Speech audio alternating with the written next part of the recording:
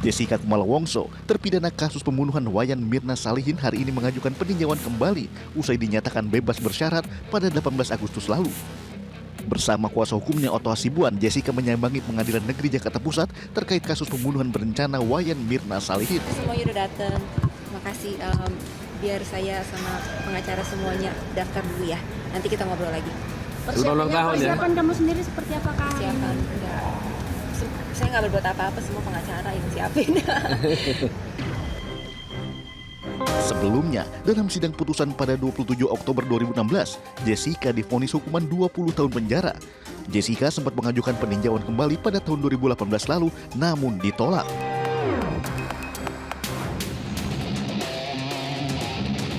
Presiden Joko Widodo melakukan pertemuan tertutup dengan Presiden terpilih Prabowo Subianto di sebuah ruang makan di kawasan hutan Kota Gelora Bung Karno, Senayan, Jakarta, Senin malam. Dari foto yang beredar, Jokowi dan Prabowo terlihat bertemu sembari menyantap makan malam. Pertemuan keduanya berlangsung selama 2 jam sejak pukul 7 malam.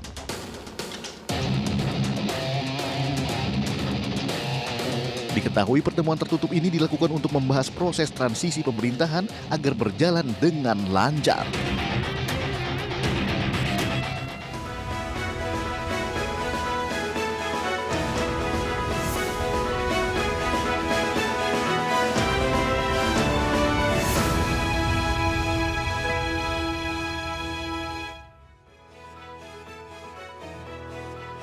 Per hari ini korban pelecehan seksual di Panti Asuhan Darussalam An-Nur, Kunciran Pinang, Tangerang bertambah 1 orang sehingga total 8 yang terdata di data polisi. 5 korban anak-anak sementara 3 orang dewasa, bahkan kini ada korban yang berusia 30 tahun. Mantan pengasuh Panti Asuhan menduga praktek pelecehan sudah terjadi puluhan tahun lamanya. Bahkan jumlah korban disebutkan sampai ratusan. Kita akan bahas kasus ini karena ini mengerikan. Predator anak di Panti Asuhan, korban apakah betul ratusan? Saya Abraham Silaban. Sebelum kita bahas informasi tersebut, kita lihat dulu yang satu ini. Terjadi perbedaan pendapat itu biasa. Ya. Kita perdebatkan di ruang-ruang yang sifatnya politik. Saya percaya sama Tuhan. Ya, Bapak percaya sama Tuhan atau sama COVID? Yakin sama Bang Dul dan Mas Pram? Kalau kagak yakin gua nggak di sini.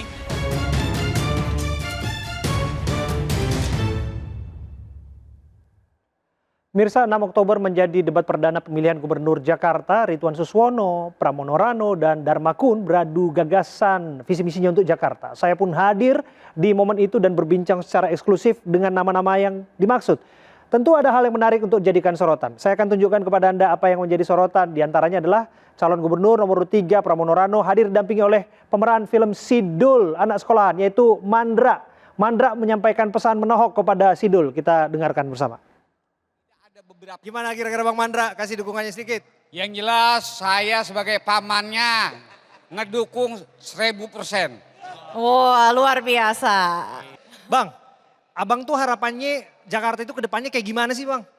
Ya buat orang Betawi khususnya Jakarta nyaman, aman, tentram. Paling tidak ada beberapa harapan yang pengen diwujudkan untuk kita minta diwakilin dengan bapak-bapak yang akan mencalonkan sekarang. Gitu. Yakin nih Bang sama ini berdua?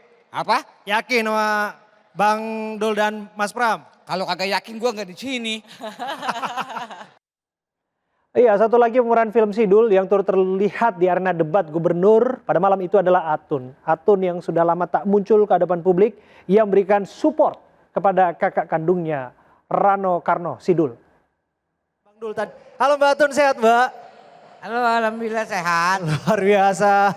Tadi ikut menyaksikan Bang Dul juga ya. Kasih komentarnya sedikit mengenai apa yang disampaikan Bang Dul tadi di panggung debat. Ya, saya merasa bangga kepada Mas Pram dan Bang Dul siap untuk menghadapi debat pertama ini. Dengan jawabannya, dengan aspirasinya, dengan ide-idenya untuk program-program berikutnya. Saya akan mendukung untuk disabilitas.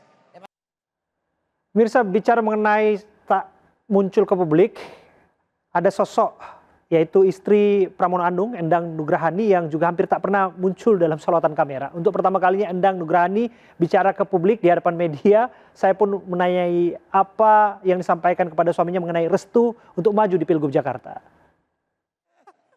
Karena kita udah dengar bocorannya, Mas Pram katanya sempat orang yang paling pusing saat Mas Pram untuk maju jadi gubernur adalah istrinya. Betul demikian Mas Pram? Betul. Betul. Nah sekarang kita interogasi, silahkan Bu, sedikit saja.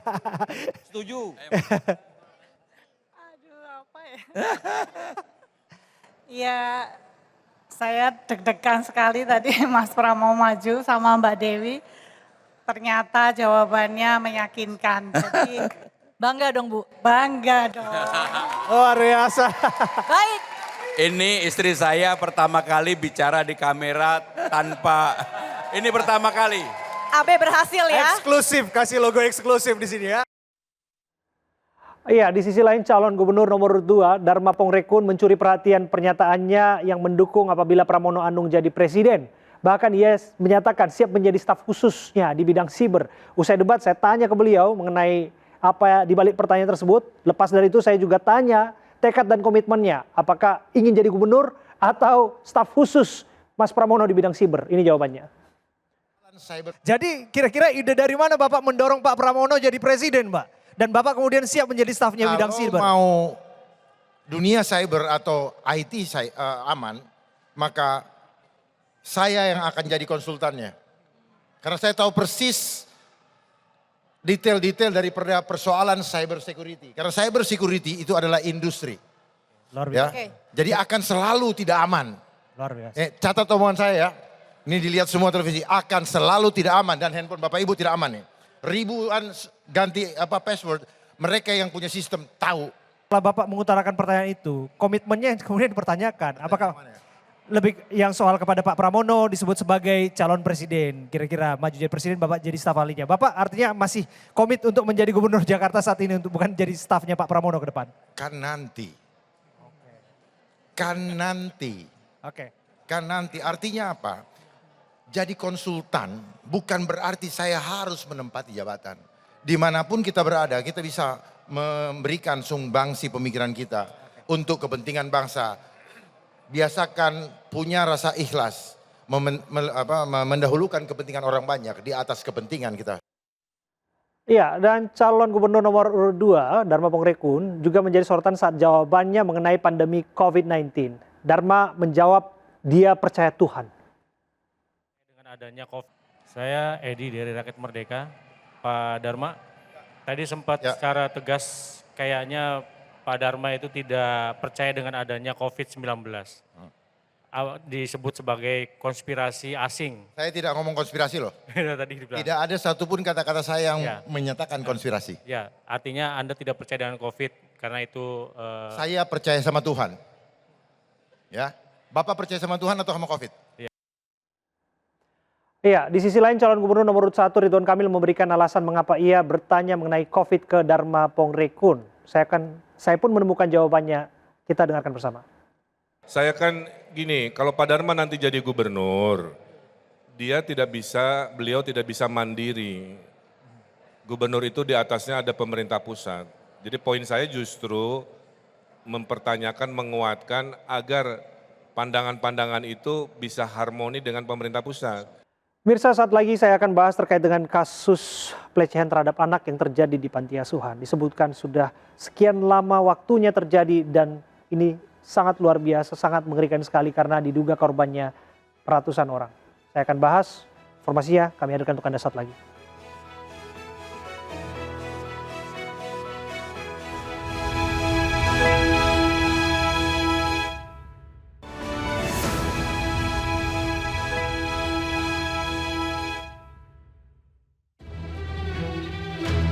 Panti yang di dalamnya mengajarkan kegiatan homoseksual.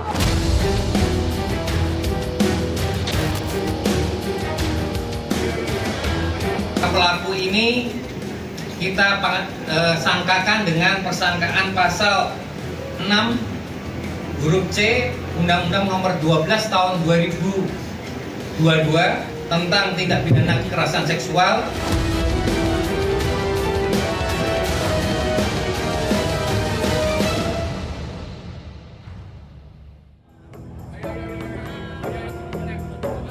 Polres Metro Tangerang Kota menetapkan 3 orang tersangka kasus pencabulan anak di bawah umur di Yayasan Panti Asuhan Pinang, Kota Tangerang. 2 dari 3 tersangka sudah ditangkap, sementara 1 orang masih buron. Kedua tersangka yakni ketua yayasan inisial S dan pengasuh pondok pesantren inisial YB. Sementara YS masih diburu polisi. 2 tersangka datang memenuhi panggilan polisi, sementara 1 orang masih diburu petugas. Kapolres Metro Tangerang Kota Kombes Pol Zain Dwi Nugroho mengatakan saat ini ada 12 korban. Namun baru 7 orang yang membuat laporan secara resmi. Korban termuda berusia 8 tahun dan korban paling tua berusia 30 tahun. Zain juga menyebut di panti asuhan tersebut ada 2 balita, namun belum diketahui apakah menjadi korban atau tidak. Pelaku ini kita sangkakan dengan persangkaan pasal 6 huruf C Undang-Undang Nomor 12 Tahun 2022 tentang tindak pidana kekerasan seksual.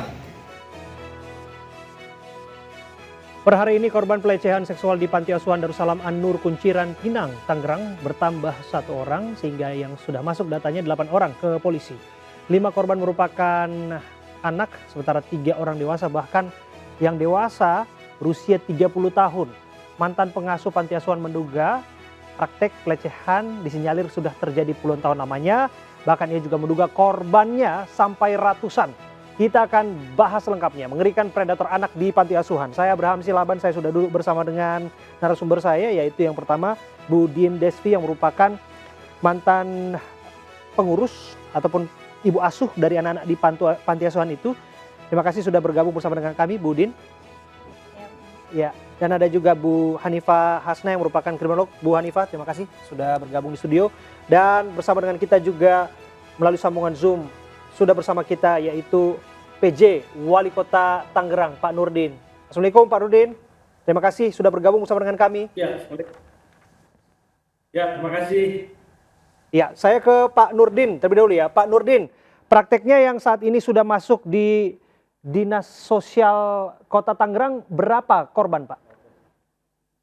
Ya, total anak yang sudah diamankan di Rumah Perlindungan Sosial Kota Tangerang, totalnya ada 13, di mana pada tanggal 3 Oktober kita membawa 12 orang anak, kemudian 2 hari setelah itu ada tambahan 1 orang, sehingga total saat ini ada 13 orang anak yang diamankan di Rumah Perlindungan Sosial Kota Tangerang. Oke. Bisa dijelaskan kepada kami usia yang paling muda sampai usia yang paling tua yang saat ini ditangani oleh Pemkot Tangerang? Ya, untuk usia yang paling muda itu 7 tahun, kemudian yang paling tua di 21 tahun, Pak. Ya, bagaimana pendampingan yang mereka dapatkan hari ini dari Dinas Sosial, Pak? Apa yang mereka dapatkan untuk merehabilitasi hak mereka secara psikologis, menghilangkan trauma? Oke. Nah, di Dinas Sosial, di Rumah Perlindungan Sosial itu kita melakukan beberapa aktivitas. Yang pertama sekali memastikan anak-anak semua berada dalam kondisi sehat, baik badannya maupun jiwanya. Untuk badannya kita melakukan pemeriksaan kesehatan, kemudian untuk jiwanya kita melakukan asesmen secara psikologi yang dilakukan oleh tim dari pemerintah kota. Termasuk juga kita melakukan pemeriksaan darah ya untuk memastikan tidak ada penyakit-penyakit yang membahayakan.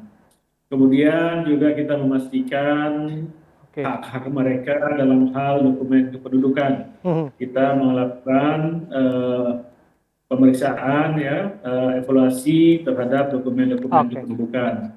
Dari hasil identifikasi kita ada 7 anak-anak kita yang sudah punya nomor induk kependudukan, kemudian yang belum kita berikan nomor induk kependudukan yang baru kepada mereka. Izinkan kami menggali keterangan lebih dalam ke Bu Din Desvi yang merupakan ibu asuh di panti asuhan tersebut. Anda lama sekali sana, puluhan tahun ya, Bu Desvi? Yes. Mulai dari tahun berapa? Saya kenal mereka tuh dari tahun 2005. 2005. Mereka yang dimaksud ini terduga pelaku ini, tersangka? Sudah tersangka ya. Oke, Anda berada di panti asuhan itu sejak kapan? Karena mereka si terduga dan pelaku ini adalah teman kecil saya. Saya sepertinya kegiatan mereka dari awal juga udah mengikuti dan paham betul. Kebetulan juga saudara tersangka Sudirman adalah teman saat saya masih SMP, dia SMA satu sekolah. Saya SMA, ya circle kita sama dan sama-sama punya yayasan. Kebetulan saudara Sudirman yayasannya panti asuhan, saya yayasannya bergerak di bidang pendidikan.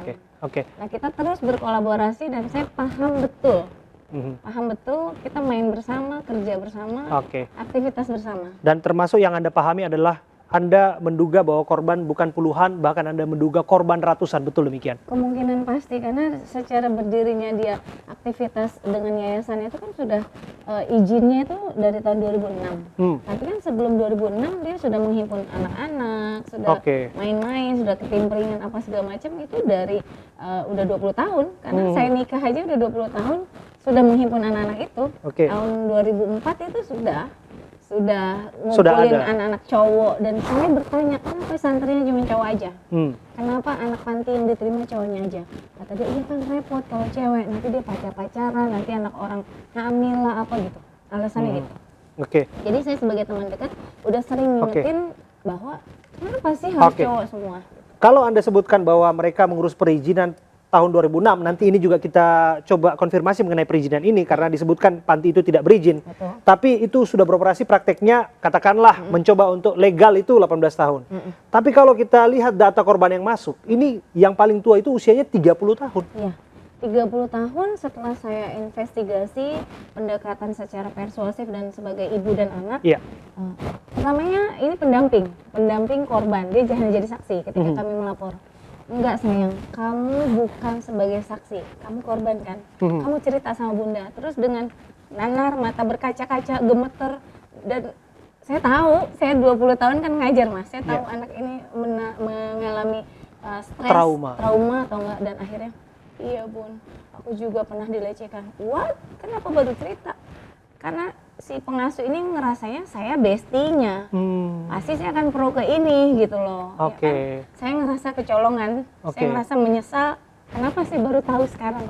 Disangkanya bahwa kalau cerita kepada Anda, yang ia juga mengenali Anda di sana sebagai disebutkan ya dekat lah di sana, sahabat, bahwa ya Anda akan membela terduga pelaku dalam yang tersangka. Tapi saya peluk semuanya, enggak sayang, bunda pasti bela kalian. Kita kumpulin investigasi, akhirnya semua datang, korban-korban ke sekolah saya sebanyak 5 orang dulu. Habis 5 orang saya gali, diapain aja. Pertamanya nih modusnya mau tahu nggak mas? Apa? Pada saat mereka remaja, anak-anak kecil biasanya dipakein oles apa yang buat anti nyamuk. Kakinya dari betis, diusap-usap, lalu ke paha, lalu masuk sampai ke alat kelamin. Kalau mereka masih 5 tahun, 6 tahun, 7 tahun nggak ngerti. Nah, masuk ke alat kelamin, kalau udah paham pasti ada yang dipukul, ada yang ngalah. Terus hobinya tuh, mohon maaf, nggak apa-apa ya saya ngomong. Silakan. Sampai dikeluarin gitu. Kan cabul. Sampai keluarin spermanya. Memaksa mereka untuk melakukan itu. Memaksa. Ada yang pakai hand body, ada yang pakai minyak zaitun. Ini biadab sekali. Biadab sekali, dan itu anak kecil yang yatim, nggak punya ayah dan nggak paham. Mereka taunya ini kasih sayang seorang ayah begini gitu loh. Ini betul-betul kurang ajar nih, saya juga. Ini biadab mas. Ini biadab, dan ini bukan hanya kejahatan seksual, pelecehan atau pencabulan, tapi ini udah arah ke pedofil dan juga menciptakan kaum homo di dalam panti itu. Karena semua sesama jenis ngumpul di situ dan diajarin, karena mainnya saya harus lugas ya menyampaikannya. Ada satu korban yang saat ini ada dalam dekapan saya sayang banget saya sama dia mas. Orang tuanya buta. Orang tuanya buta, Masya Allah. Sebut saja R gitu ya. Nganterin makan ke ayah, panggilannya ayah tuh si Sudirman itu. Ketika dia nganterin makan ke lantai 2, ternyata di kamar sudah nunggu pedofil lainnya. Buat ngerjain ini cowok, anak remaja. Usia berapa? Saat itu dia usia 9 tahun. Saat ini korban usianya 16 tahun. Berarti di tempat itu ada pelaku lain? Ada pelaku lain dan nunggu. Bukan hanya seorang yang disebutkan bertanggung jawab atas panti itu? Bukan. Ada yang sekarang sudah mendekap penjara berdua, yaitu bernama Yusuf itu. Yusuf sudah nunggu di kamar. Dan Sudirman juga ada di kamar. Dan si korban ini ada di kamar lalu buat 2 orang. Itu yang biadab menurut saya. Ini dia membiarkan praktek prostitusi homoseksual di dalam panti asuhan itu. Dan itu valid dan sudah kami laporkan ke polisi dan sudah BAP dan makanya ditangkaplah tersangka itu. Ini kalau usia, secara usia dari usia mana nih yang paling kecil korbannya? Usia berapa ya? Saat saya tanya, kamu pada saat usia berapa? Saya dari 7 tahun dilecehkan. Sampai berapa lama dia ada di panti itu? 14 tahun. Wah. Gitu. Jadi saya pikir ini panjang Mas. Untuk mereka bisa ngakunya nyicil-nyicil, terus saya gali lagi, sampai saya dampingin ke PPA ya. Perlindungan perempuan dan anak gitu. Terus itu benar-benar mereka shock. Nanti Mas ada videonya di sini saya bisa liatin yang mereka histeris, jerit, mereka pingsan. Buat cerita aja mereka pingsan. Bagaimana dia mengalami belasan tahun dicabulin oleh orang yang berkedok Islami itu. Yang Anda maksud berkedok Islam dianggap agamis di lingkungan sekitar? Iya, saya nggak percaya. Setiap ketemu mulutnya yang subhanallah, Allah Akbar gitu kan. Nauzubillah, penistaan agama. Dia pakai kedok itu.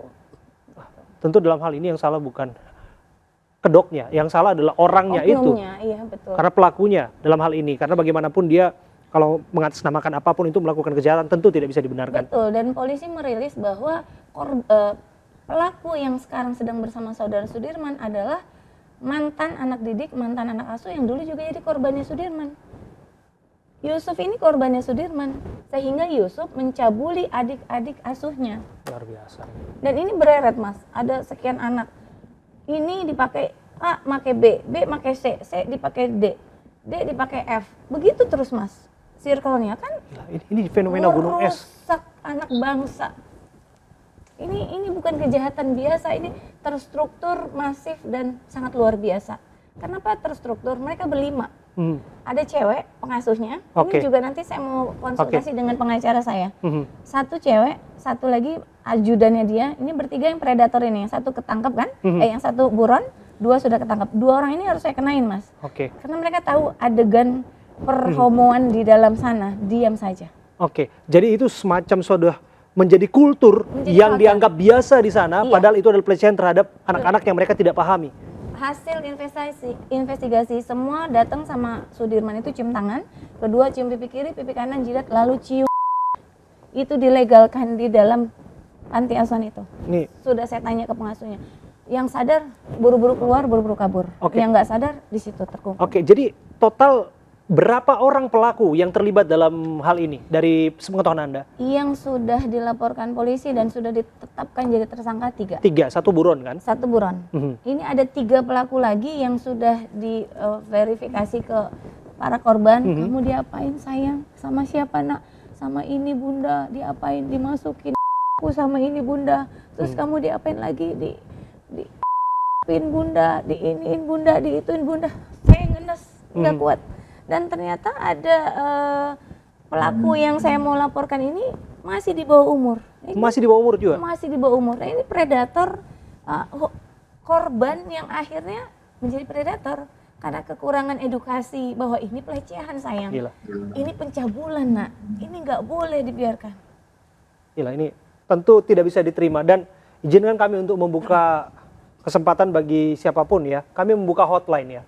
Ini ada hotline yang merupakan tempat pengaduan bagi Anda di luar sana yang mendengarkan informasi ini dan menjadi korban atau kenal dengan kerabat yang juga menjadi korban, jangan ragu untuk menghubungi nomor WhatsApp pengaduan 082211000110.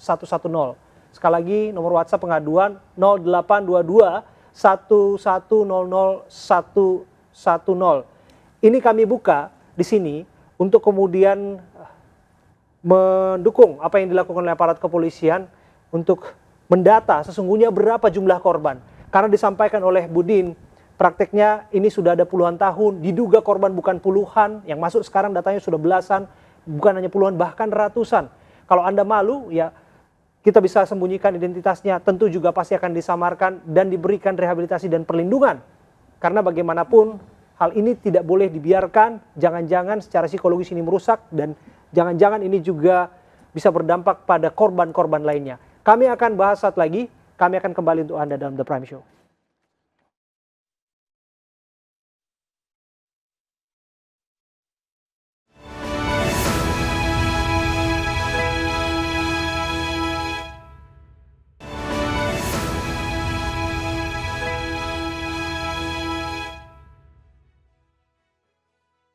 Anda kembali bersama kami dalam The Prime Show, saya Abraham Silaban. Pemirsa, kami masih membahas mengenai predator anak di panti asuhan yang diduga korbannya ratusan. Ini sungguh mengerikan.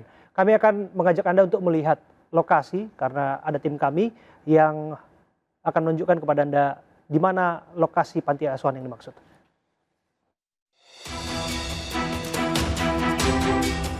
Ini saya sudah berada di Panti Asuhan Darussalam An-Nur di Kunciran Indah, Tangerang, Banten yang menjadi tempat pencabulan terhadap sejumlah bocah laki-laki yang dilakukan oleh ketua yayasan sekaligus pemilik panti asuhan dan juga 2 pegawai panti asuhan lainnya. Saat ini bangunan sudah diberi garis polisi karena 2 tersangka sudah ditahan, sementara 1 lagi masih buron. Namun bangunan yang kita lihat ini merupakan bangunan yang terhitung baru setelah mendapat banyaknya sumbangan dari para donatur. Nah, sekarang kita akan melihat bagaimana bangunan lama dari Panti Asuhan Darussalam An-Nur yang juga merupakan tempat tinggal dari sang pemilik yayasan dan juga pelakunya. Yuk, ikuti saya.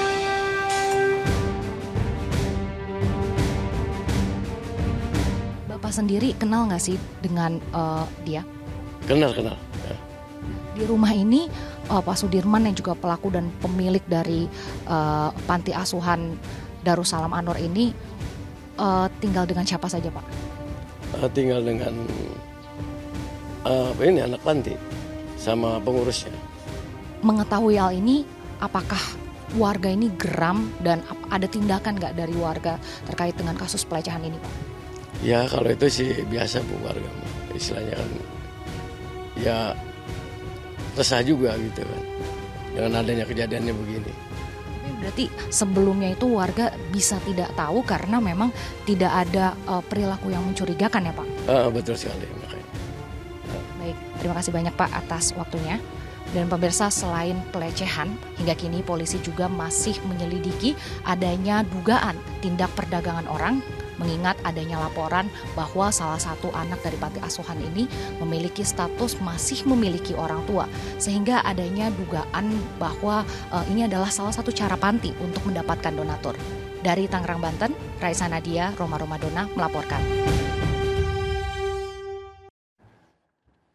Iya pemirsa, kalau kita lihat di sana memang bisa dikatakan irit bicara penduduk yang ada di sekitar tempat panti asuhan. Tapi tentu saja kita tunggu proses hukumnya. Bagaimanapun irit bicara bukanlah solusinya. Pemirsa, bagi Anda yang jadi korban, kami ingatkan kembali atau kenal dekat dengan kerabat yang menjadi korban, jangan ragu untuk menghubungi nomor WhatsApp pengaduan 0822 1100 110. Ini adalah nomor WhatsApp pengaduan yang sudah dibuka oleh aparat kepolisian untuk kemudian Anda bisa menyampaikan di sana apabila Anda menjadi korban yang disebutkan bahwa korban-korban ini diduga sudah mengalami tindakan pelecehan puluhan tahun silam atau belasan tahun silam yang sudah ada di mana-mana tempat. Harapan kita adalah bahwa kita putus mata rantai kejahatan seksual ini sedini mungkin. Jangan ragu apabila memang identitasnya khawatir dikeluarkan publik, tentu saya tidak, karena segala sesuatunya disamarkan dan dirahasiakan. Dan itu penting ya Budin ya bagi kita untuk kemudian mengumpulkan identitas para korban ini, Budin. Penting sekali dengan adanya kegiatan kasus pencabulan ini viral, saya pun langsung banyak yang ngadu disodomi. Boleh saya lihat? Boleh. Oke. Waktu kelas 5 SD gitu, banyak. Oke, ini laporan dari korban? Dari masyarakat yang tahu nomor saya atau langsung ke Instagram ataupun nomor WA. Oke, ini langsung masuk teman-teman, langsung iya. Masuk dan waktu menjangkau 5 SD. Budin. Disodomi. Oke, sejak kelas 5 SD sudah di sodomi. Ya, ini kalau saya baca tentu Miris. banyak hal-hal yang nggak mungkin dibuka di sini karena bagaimanapun begitu vulgar tentu saja ya Budin. Ya. Tapi balik lagi ya saya melihat informasi itu, tapi tentu saja kita juga menghargai identitas para korban yang harus dilindungi. Budin, menurut Anda ya, kok iya ini baru terungkap sekarang kalau misalnya disebutkan bahwa ini sudah terjadi dalam jangka waktu yang panjang, mengapa baru sekarang ketahuannya? Karena saya bilang tadi di depan, ini terstruktur, kayak terencana. Dia mengemasnya dengan sebagai sosok yang cinta anak-anak.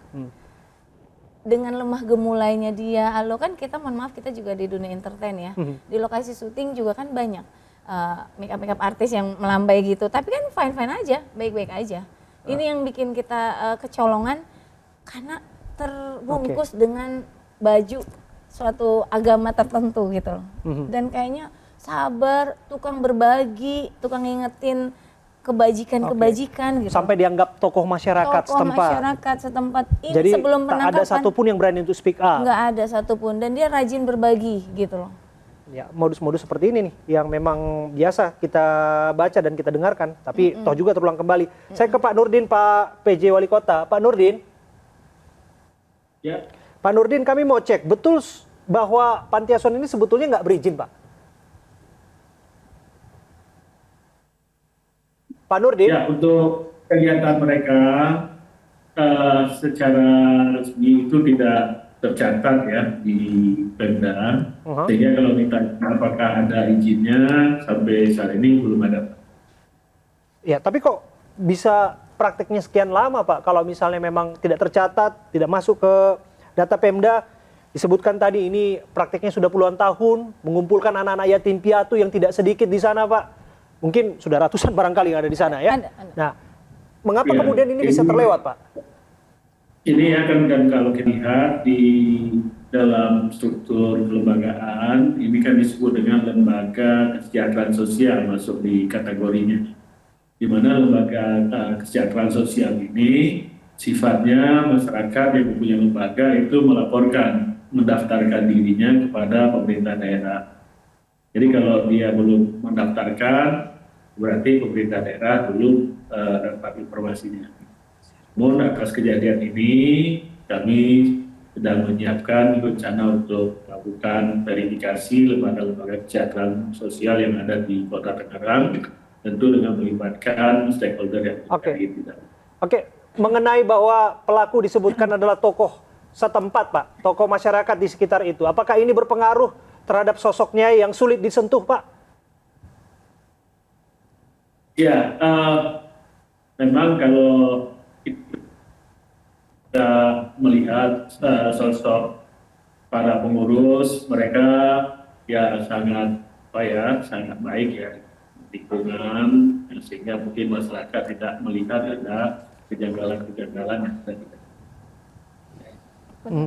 terkait dengan penyelidikan yang dilakukan oleh Dinas Pemberdayaan Perempuan dan Perlindungan Anak yang terus melakukan dari sejak bulan Maret proses ini. Oke, kami dengar yang bersangkutan menyebutkan dirinya sebagai seorang penceramah, betul, Pak? Iya, informasi yang saya peroleh seperti itu, bahwa beliau sebagai seorang yang peduli terhadap anak. Ya, itu tentu saja apapun itu tidak bisa dibenarkan ya, Pak ya.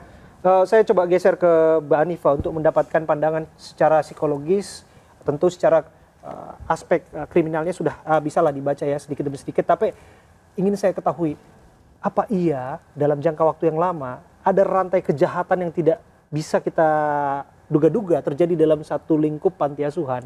Di sana disebutkan pelaku melecehkan korban, lantas kemudian korban juga menjelma jadi pelaku, dan bukan hanya saat itu, tapi itu dilakukan berulang kali lamanya sehingga pada akhirnya korbannya disebutkan ratusan.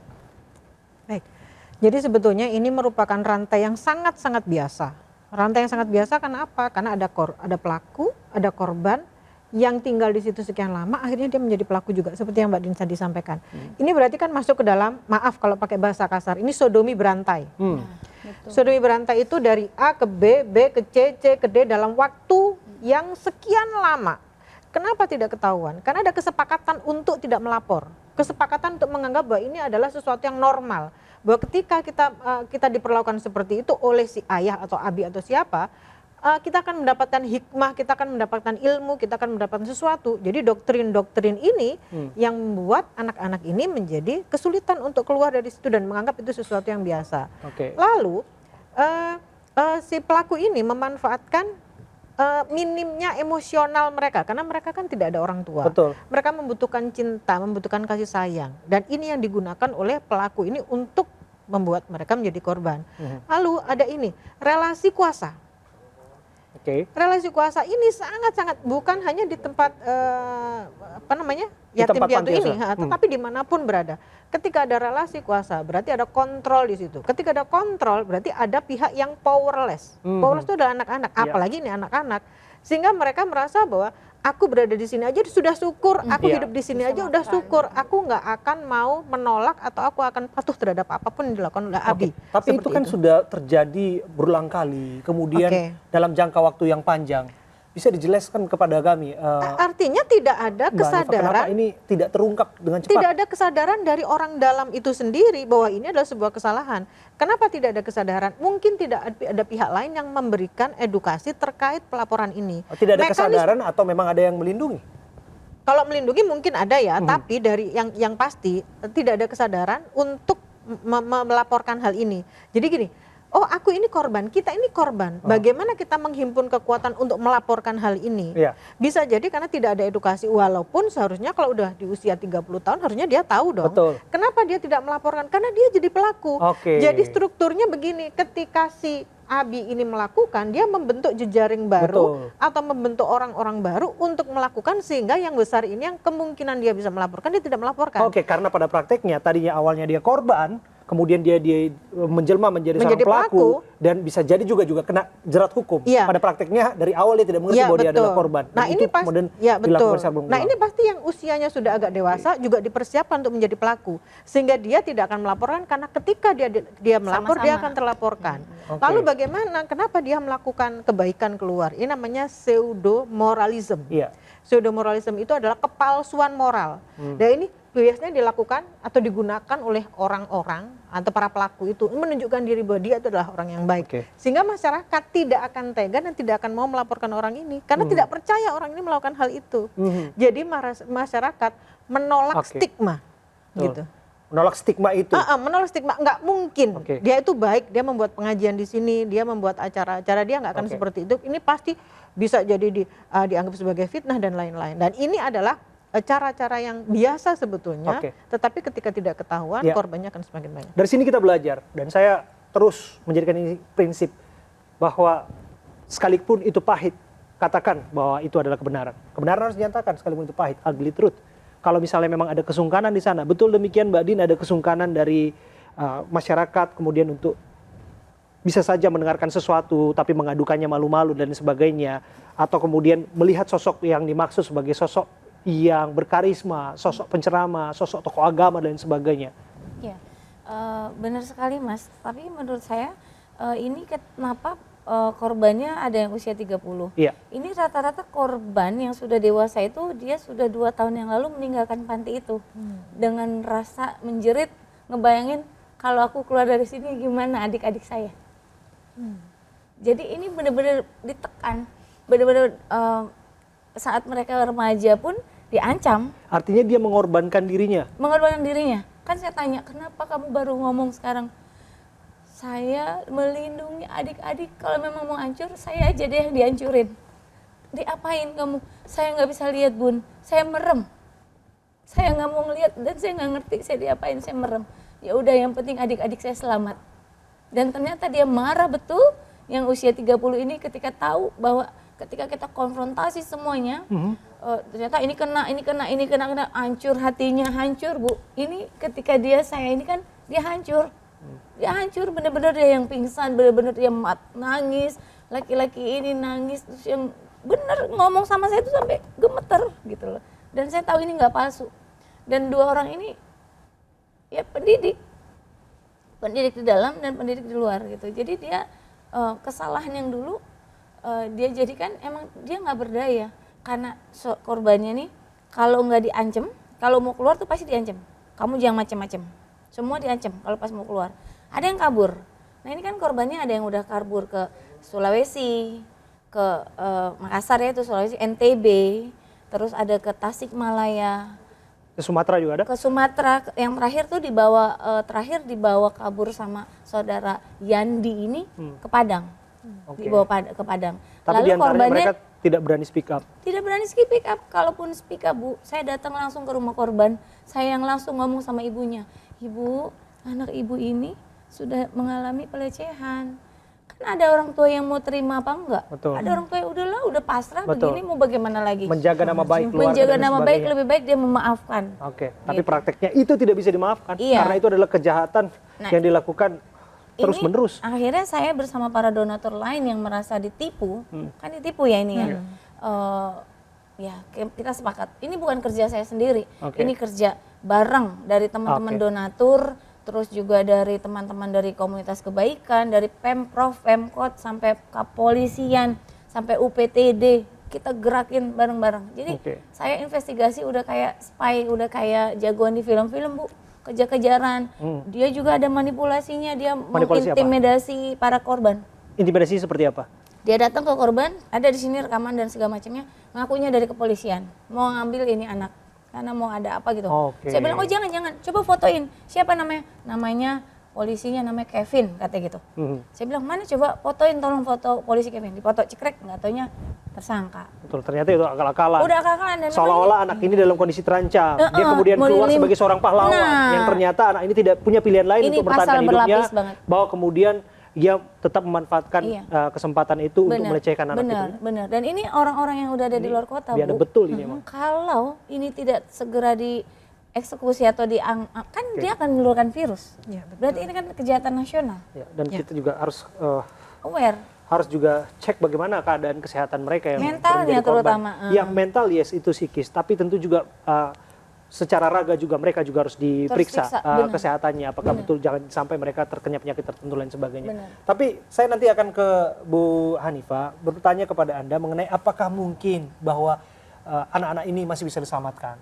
Mereka yang sudah pernah jadi korban bisa diputus mata rantainya untuk tidak terulang kembali. Kami akan kembali saat lagi untuk Anda. Tetaplah bersama kami.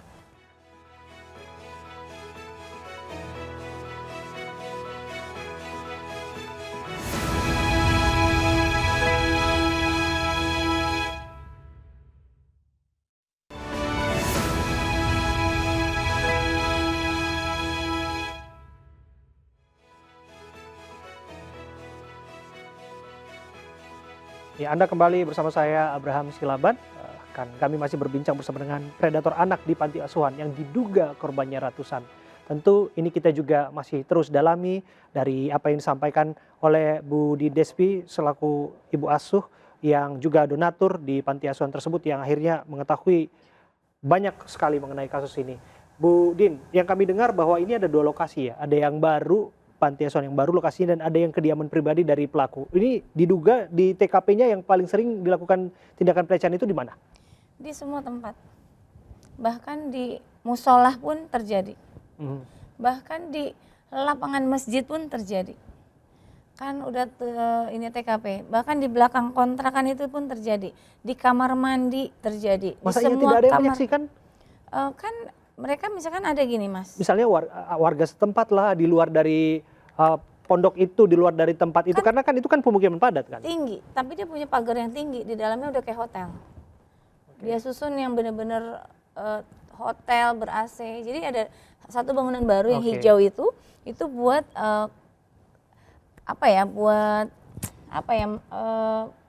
saya kasar nggak nih ngomong ini? Silakan. Buat pesta seksnya mereka untuk kaum yang middle up, yang glowing, yang ganteng-ganteng di tempat ini di istana. Kalau yang biasa-biasa aja di sini. Tunggu, maksud Anda yang bersangkutan juga mengundang orang luar untuk datang ke sana? Orang luar dari panti asuhan? Ada indikasi, Ada indikasi ke arah sana? Ada, pernah ada yang 2 hari, 3 hari orang bule nginep di sana. Orang luar negeri nginep di sana. Ada saksinya di sini, teman saya donatur melihat dan menyaksikan 2 jam nunggu di lantai 1 si pelaku Sudirman ini ada di atas sama orang asing. Pikir lagi ngaji-ngaji gitu kan. Pas sadar begini, wah dia ngapain ya 2 jam di atas gitu. Itu satu hal. Kedua, anak didik yang glowing, dia anterin ke klinik skincare. Kan giginya tuh pakai vinir-vinir diputih-putihin. mukanya pakai skincare, yang pasangan homonya dia itu dibikin ganteng, dibikin glowing, itu tidurnya di istana Megah Hijau. Tapi kalau anak-anak bocil yang biasa-biasa aja itu ngampar kayak ikan asin bareng-bareng. Ini informasi ini Anda dapatkan dari korban? Dari korban dan valid saya juga tahu. Dan saya kan sering ke sana. Dia ulang tahun bulan Juli masih saya rayakan. Saya, suami dan anak masih saya datang sini, saya kasih tip lilin. Padahal saya tahu ini udah pada laporan dari bulan Mei. Saya mau tahu sejauh apa dia jujurnya sama saya. Sampai saya mau dipanggil polisi pun saya masih izin sama dia. Bro, gimana nih? Kok gue dipanggil polisi? Ada apa ya? Gitu. Ini saya masih chattingan sama dia. Oke. Gitu. Jadi, boleh saya lihat? Boleh. Sebentar ya. Boleh. Oke, masih ada komunikasi Anda dengan tersangka dalam hal ini ya? Masih tanggal mengenai 24 September. Mengenai panggilan polisi. Oke. Ada apa ya? Pura-pura nggak tahu kan? Bulan Juli. Oke. Saya ke Bu Hanifah. Bagaimana merehabilitasi hak mereka supaya kemudian ini tidak berantai dan pada akhirnya banyak korban di luar sana yang sebagai akibat dari perbuatan yang dimulai dari panti tersebut. Ya baik. Jadi sebetulnya anak-anak ini harus disembuhkan sebelum mereka dikembalikan kepada masyarakat. Masih bisa? Masih bisa. Jadi begini, kan ada visum et repertum sama visum et psikiatrikum. Visum et repertum itu terkait fisik, psikiatrikum berarti dilihat sejauh mana kerusakan mental anak-anak ini. Oke.